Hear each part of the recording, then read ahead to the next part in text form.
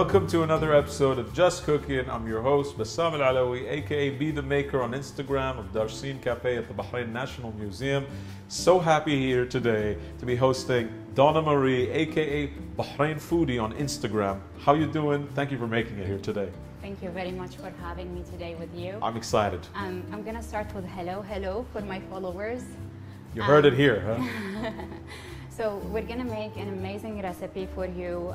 You can find the ingredients in your pantry. It's super easy, super yum, and it's full of chocolate. A lot of chocolate in a cream format, which is like the best kind. Exactly, yes. And you're gonna see different textures in this dessert that we're gonna make. Yeah, it's all about texture, ladies and gentlemen. Yes. Soft, crunchy, sweet, the whole thing. What's it called? It's called Paris breast. Beautiful. And we're gonna start first with the Creme Patissiere. Then let's make a switch. All right. So basically this dish has like three components. It's a very famous Parisian pastry dessert. But this is your simplified version of it. Exactly. Usually they do it with like praline. So you're basically adding the sugar to the milk. Lovely. And I'll mix that up for you. Yes, please. All right. Okay, I'll add the cocoa. And this is sifted cocoa. Exactly, yeah. Right. Now, tell me, you run Bahrain Foodie, and you're basically a food critic. Yes. Right? You are both loved and hated sometimes by chefs and cooks, but I think you are the most loved we have here on the island, right? Thank you, thank you. I try to keep it constructive. Right. Because it's not about bashing a business or bashing a chef. They're all trying to do their best, obviously. I love that. But as consumers, we deserve the best. We want the best experience. We want to invest our time, our money to enjoy a good meal. And if they can improve what they have, why not? Right. So that's why I came up with this concept. I don't want people to be disappointed when they go out to have a meal or they just want to order at home. Right. So yeah, and so far, like on my page, like I was able to gather like a niche of followers. They're so into food, they love food, and you know, we keep it real at, nice. At my blog. So even if, you know, sometimes obviously like I don't agree with them 100%, but it's always like in a very respectful way. You're basically okay to disagree. Exactly, yes, because you know, many people would ask me like, how do you critique food since taste is so subjective? Absolutely. Yeah, so what I try to do is to offer a description of the flavors. Right. And this way, you know, whoever is reading, the readers can see if this is something that they would like to have or not. Right. I would only critique if there is something wrong with let's say quality. Right. Or the cooking technique is done wrong. Something is undercooked, overcooked, like that. And you kind of pay attention to the style of cuisine as well, right? Can you tell me more about that? Like in terms of different flavors and different types of cuisine, which do you prefer and what do you look for? Yeah, so basically I'm like, my personal favorite would be Japanese and Italian. Lovely. I'm so in love with these, but at the same time, I'm all for fusions. Like, you know, we have now some amazing people making fusion across cuisines, and they create beautiful dishes. Amazing. And I believe, you know, food and cooking needs to evolve over time. We can't just keep doing the same recipes from hundreds of years. I mean, it's okay to do them, it's awesome. I mean, this one is about 110 years old, ladies and gentlemen. Yeah, and actually, let's talk about the history of Paris breast. Sure. I mean, do you know the history of Paris breast? Same. So basically, it was a bike race. Yeah, called the Paris Brest Paris bike race. Yeah, so it's from Paris to Brest. So they asked this patissier to make something for it.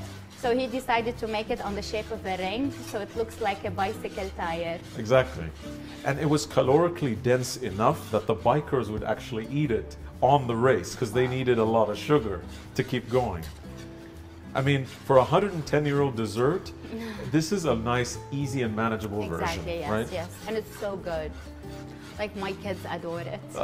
Who wouldn't adore beautiful crusty pastry filled with chocolate cream, covered in powdered sugar, a bit of almonds, and some strawberries? Yeah. You can call it like an eclair cake if you want. You can, because technically it's choux pastry, right? It is. The same pastry used for eclairs, puffs, right? Or profiterole towers, it's the same thing. And ladies and gentlemen, when we're back, this would have thickened up. My arm would be not as tired. I will help you. I will continue. Okay. And you're going to see what this is going to look like. See you in a bit. So you're technically mixing this up and it's coming to like this thick texture that you're looking for. While that happens, I wanted to ask you, as a food taster, right? What does taste mean to you? That's a very good question. Thank you. So basically, I believe that, you know, taste is influenced by so many factors. Right.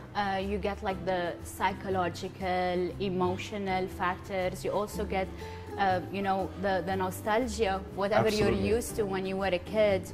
And also like genetically, you know, some people just like genetically tend to like different things. Yes.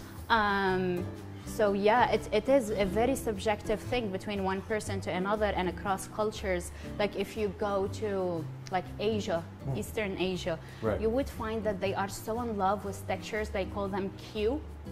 Q, which is like has a bit of resistance, like the baba.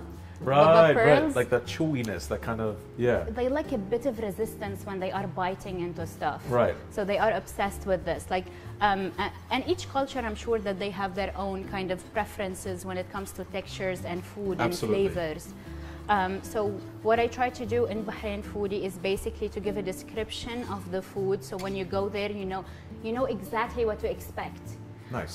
So under each post, you would find like excellent dishes, or what they call like, you know, stuff that you're like, oh my God, I'm so coming back for this. Okay, nice. And there are some good dishes. I mean, in every place you will find okay dishes. They're not bad, but they're not like amazing. There's the wow factor is kind of missing, right? And needs of improvement or needs for improvement, there are only 4 things that have like a lower quality, or they need to work on their cooking techniques to make them better. And this is like you built this rating system for your niche followers on the platform. Exactly. Brilliant. Let me take over.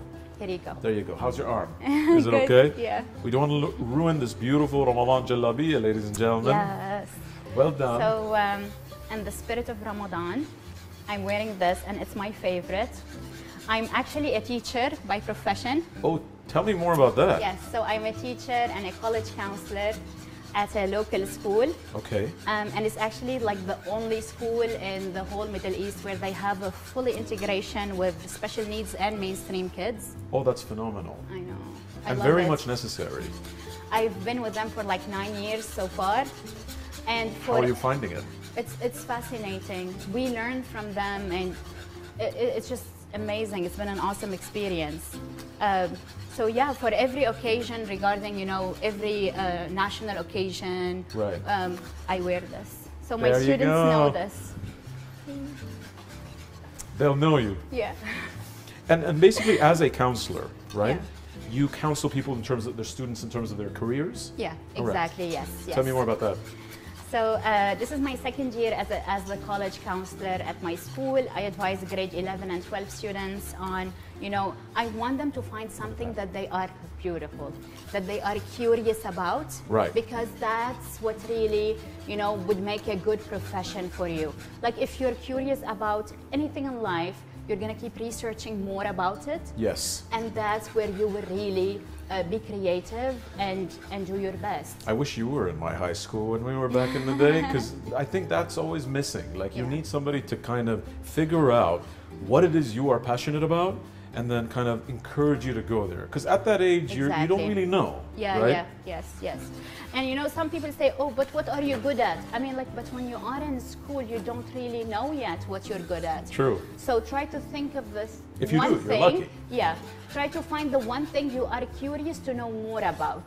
Because in any profession you're going to choose in the future, there is no limit where it will be like, okay, I made it. You're going to keep researching, keep learning as you go. Ladies and gentlemen, Donna Marie, the counselor.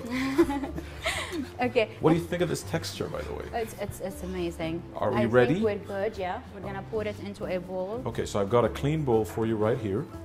And to avoid any kind of disastrous consequence, I would stay away. I'm going to just pour it through here. I mean, look at that. It's like perfect, liquidy, chocolatey goodness. Gorgeous, gorgeous.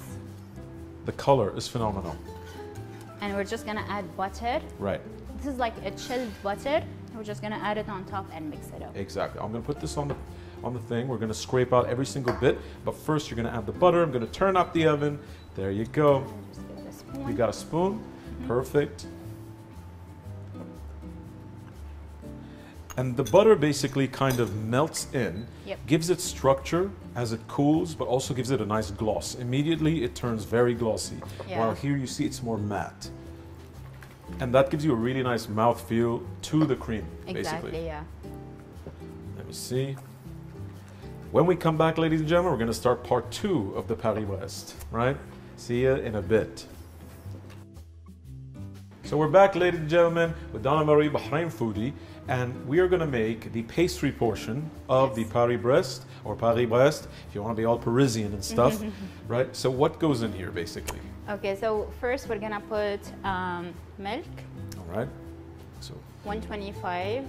That's about 125 ml. Yeah. All right. And we will add, hold on, water. All right. There we go. It is your water. Sure. Gonna add the water. And butter. Butter. And this is super easy because like 125, 125, 125. Same measurement. Exactly. So we were talking and we'll just let it melt. All Once right. it melts, we will add the flour. Exactly. So yeah. So we were discussing the counseling. Yes, exactly. Okay. So how did you start with your career as a chef? Well, it was very accidental.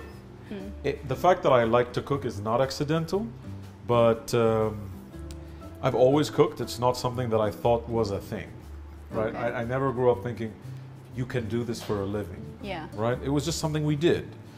And we were exposed to a lot of different types of cuisine. We have over 3,500 cookbooks at home. That's a lot of cookbooks. That's Yeah, that's an insane amount of cookbooks. So any of your parents is like a professional chef? No, but my mother had a habit of collecting cookbooks from their travels, you know, with my dad. And it basically like ballooned. Wow. Right, we actually gave a lot of them away a couple of years back because they're just too many. Like there's a point where you're just like, I have a problem. Yeah, like call a professional. But you know, like that's not the first time I hear it from a chef that their mother inspired them into coming into this field. Yeah, because my father thought I was crazy. You know who you are. All right, so this is melted. Yes. What do you want to do now? Can we add a little bit of salt? Sure, add a pinch, go ahead. Okay. And you're using pink salt here. It's less salty than normal salt. We've used it a lot during the episode, so you should be familiar by now. Okay. All right. And now you're going to add the flour. The pièce de la résistance, is that correct? Yeah. There's no de la in it, right? Is there? Never mind, I'm not French. All right. And you're going to give it a mix. And this is supposed to be homogeneous and smooth. Exactly, yeah. So don't be afraid of it. Yeah. Just keep stirring and just make sure we dry it out. Exactly. At the end. We want to draw all the moisture out of it. So we will keep mixing until, you know, you can start seeing the bottom of the pan. Exactly. And basically it's going to sort of dehydrate. Yeah. And at one point I will change from a whisk to a paddled spoon. Okay. So I can kind of beat it around, right? And you want to drive out as much moisture like you said. Yeah. And if it starts to stick to the bottom, that's okay. Yeah. And then you're going to see a small film forming, right? Keep going, right? It's going to reabsorb that, and that's when you know it's done. Yes. When we're back, this would have came together nicely, like you and your counseling students. And we'll show you what to do from there. See you in a bit. So technically, this is where you want the pastry to be, right? Yeah, exactly, yes. And what do we do from now? So you can put it in a mixer and add the eggs, or you can just beat it with your hand if you don't have a mixer. Both work fine. Like back at home, I just do it with my hand. Nice. But today, we're going to be using a mixer. Yes. And you see, it's like one formed mass, right? And I'm using the spoon to kind of push away the moisture. Now, I'm going to follow your instructions and kind of dump these in here. Yeah. Right? Perfect. There you go, nice and clean. We're actually done with this pot. Gonna close the heat. And you're gonna put it on using a paddle attachment, right? And she's gonna like start it basically? Yeah, let first the hot air come out of it. Exactly.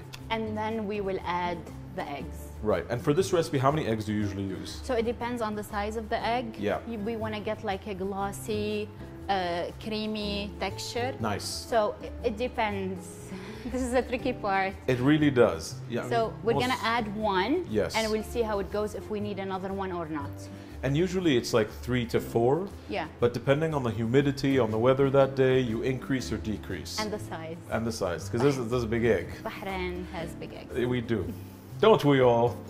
Okay, when we come back, we're gonna be mixing this pastry and we'll let you know how it goes. See you in a bit. So the choux pastry kind of came together into one nice mass and you put it in the mixer with a paddle attachment. What do we do now?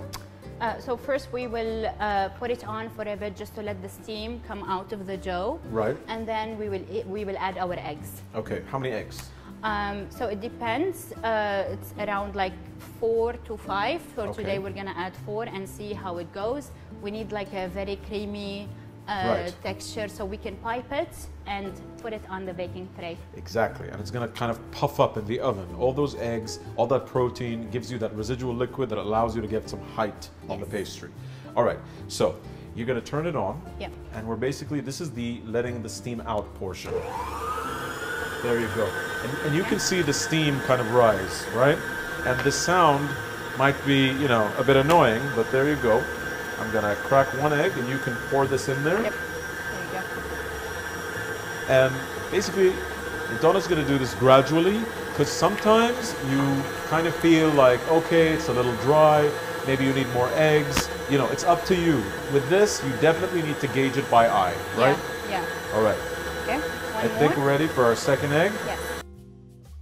So you've added 4 eggs Yes. to the choux pastry that we were preparing over here, right? Exactly. And you've put it in a piping bag. In a piping bag. Excellent. Now, what do you need me to do? So this is just a trick to make sure it's stable and we can see where exactly we're gonna pipe. Exactly. We're gonna rub some butter on the baking tray. We will sprinkle a little bit of flour. There we go. And you're gonna make a pattern, basically. Yeah. So that you don't have to, you know, take paper, draw stuff out, that kind of thing. Exactly, yes. Because we want a beautiful, nice ring. Exactly. And I'm gonna kind of just play with this, just move it around, make sure all the surface is coated with butter. There we go. I'm gonna shake off the excess to the side over here, like so. And then this is the kind of pastry ring. Yes. And we're gonna just press it in, like so. We'll leave a mark. There you go. Oh, that mark is not, come on, Mark. There we go. That's pretty good. And I'm gonna take the baking paper. Yes. But before we do that, you're gonna pipe just a little bit in each corner so we can exactly, stick. yes. There we go. Let's cut this up like so. So there we go. Ish. It's liquidy. Okay, so we just need a little bit on the corner just so the baking sheet doesn't move. Exactly. There we go. And we're gonna put the baking sheet on top like so, and you can see the outline of the ring that we made basically, right? Okay, I want you to do me the honors. Okay, well it's a very interesting dough today. So let's see. I'm gonna do my best to pipe this up in a manner conducive to French pastry. And you're gonna do, you can go over it a couple of times. Yeah. It's okay, and it doesn't have to be perfect. This is not gonna go into a pastry competition, ladies and gentlemen. I certainly am not doing it with that intention. But it's gonna taste so good. You and your family are gonna love it. Exactly. And I'm trying to make it, remember you told them about that bike tire? Yes. I'm trying to make it look like a bike tire, but hopefully in a winning race, not a losing race. When we come back, what we're gonna do is finish piping this stuff and put it in the oven where it's gonna puff up and be ready to be filled with beautiful stuff, chocolate, cream, and everything in between. See you in a bit. So we're back with Donna Marie, Bahrain foodie, who has made a beautiful Paris Brest. So this has been in the oven. Give me some instructions. How long has it been there? How many minutes? Yeah, so first of all, we put it there for 15 minutes on 200 degrees. Perfect. And then we lower it to 180 for around 35 to 40 degrees. Nice. Once, after 35, 40 minutes, you have to poke some holes in it and just let it dry in the oven. Yeah. And then you can take it out and it's ready for stuffing. Lovely. Do you want to take it out of the oven? Sure. So basically, this is one of your favorite desserts, and you like to make it for the kids, right? Yes, yes. My kids adore it. And you like this because it's simple to make, so you wanted it to be more accessible. Exactly, yeah. And it's very budget friendly as well. Right. Alrighty. And the portion is big and it tastes amazing. Just watch your fingers. The oven is very hot. Inshallah. There you go. You got it. I'll get the door for you. Thank you.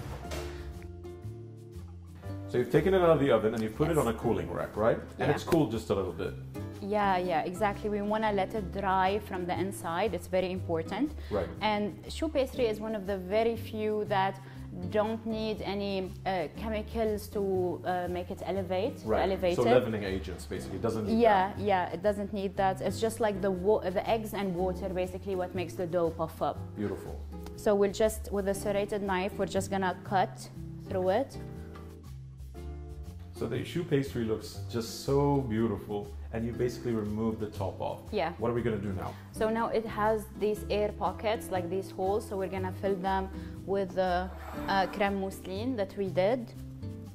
Which is basically that chocolate that was melted into the milk, all of that stuff. And this is basically your kind of more accessible, easy version. Exactly, yes. Right. So you're gonna just push, she's gonna just push all of that chocolate to the bottom so that it's easily pipeable. And this doesn't have to be like, you know, so precise. Right? Exactly, yeah. And the air pockets here will guide you. Yeah. So you're doing them in kind of circles, making sure that every one of these has a bit of chocolate in them, right? Because we want everyone, when they take a bite, to get some of the chocolate. Who doesn't want anybody to get chocolate? It just makes the world go round. That and butter. We're gonna add the whipped cream now while our mixture cools down. We need it to be 37 degrees. And you're also waiting, you put some oil in the freezer. Yes. We mentioned that, right? What temperature are you waiting for that to get? It should be 0 degrees, so this one would solidify into spheres. Okay, perfect. So I've taken some just normal heavy whipping cream with a high milk fat content, so you get a nice thick whipped cream. And I've added some powdered sugar and a tiny bit of vanilla. It's not too sweet because you know you have the sweetness of the chocolate. So I will do my best now. I'm not a pastry chef, but we will do my best to pipe this in an aesthetically pleasing manner. All right. So usually with the Paris Brest, you want to see those kind of edges, right? Exactly, yeah. So I'll try and make that happen. And I'm gonna just. It looks lovely. Does it? Yeah. I'm trying my best here. You're doing great. So the strawberry has come to temperature and your oil has come to temperature, right? Yep. And what are you going to do now? I mean, look at that. Those look kind of cute, don't they? They do. Okay. So you just bring a tall oil glass Okay. and you just make drops. It's super easy. You can make the kids do it. Look at that. Immediately, as soon as it hits the cold oil, it kind of turns into these little caviar spheres. And like they become harder as they go inside. So make sure to choose like a tall glass so their journey is longer. I love that. So basically, you put the cover on top of that beautiful cream plus the chocolate. Yes. And now, what are you going to do now? So you're gonna put some powdered sugar. All right. Yep, here you go. So I've got the powdered sugar for you.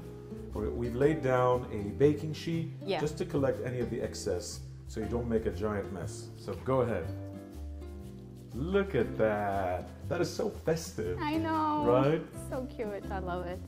And the perfect, most impressive Ramadan type kind of dessert. For sure. And it's really light. It too. is. It is. And it's so Christmassy too. Beautiful. Okay, you're gonna put some whipped cream on top. Exactly. I'm just gonna pipe just 1, 2, 3, 4, and then you're gonna kind of put the strawberry caviars to the side. And we've got some, unroasted almonds if you want to do those. So where would you like me to pipe? Let's do 1, 2, 3, 4. Alrighty. So we got one over here. Okay. One over here. one here. So over here, when we take the caviar from the water, just make sure you rinse it from the oil. Make sure you rinse it a few times. Put it in a clean water bowl and remove it. Okay. And you're basically going to kind of layer them around, right? Or around the cream. Yep. Would you look at the color and everything? So cute. So And they are fun. drizzling. Okay, hold on. Visually, you guys, it's so pleasurable seeing something so beautifully. And it's nice to bite into it. Yeah, which we will do off camera. I think we should show them. Well, we can We eat, do we can mukbang. like a mukbang. Yeah, exactly. Because this is the thing, you know, when I'm watching cooking shows, be like, come on, I want to see you eating it. Exactly. I've invested like 20 minutes of my time watching this. And I'd like to see the look of pleasure as you bite into that beautiful pastry with the cream and the chocolate. Okay. Ladies and gentlemen, what do you think? I think we're done, aren't we? Yes, thank you. Donna Marie, thank you so much. Bahrain Foodie, ladies and gentlemen, make sure to give her a follow on Instagram. Thank you so much for introducing everybody. For those of you who didn't know what a Paris breast is, for taking the time to make this beautiful and super aesthetically pleasing dessert. So happy you could be with us today. Thank you. Thank you for having me. Appreciate it. You're most welcome. You guys remember, have a blessed Ramadan. Stay safe, stay grateful, and stay blessed. We'll see you next episode.